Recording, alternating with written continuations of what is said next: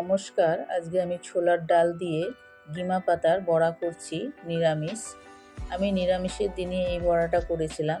আমি ছোলার ডালটা ভিজিয়ে রেখেছিলাম। তারপরে এখানে মিক্সিতে 3টে লঙ্কা দিয়ে গুঁড়ো করে নিলাম। তারপরে এখানে আমি জোয়ান দিয়ে দিয়েছি 1 চামচ, আর চালের গুঁড়ো দিয়েছি 2 চামচ। লবণ হলুদ দিয়ে বাটাটাকে মেখে নিলাম। তারপরে এখানে আমি শাকগুলোকে দিয়ে গিমা পাতাটাকে দিয়ে চটকে মেখে নেব। এখানে আদা বাটাও দিয়েছি, আদা বাটাটা আপনাদেরকে দেখাতে পারলাম না। তারপরে এখানে আমি তেল দিয়ে দিলাম। তেল দেওয়ার পরে ছোট ছোট করে এই বড়াগুলো ভেজে নেব। খুব সুন্দর হয়েছে বড়াগুলো, আর মুচমুচে হয়েছে।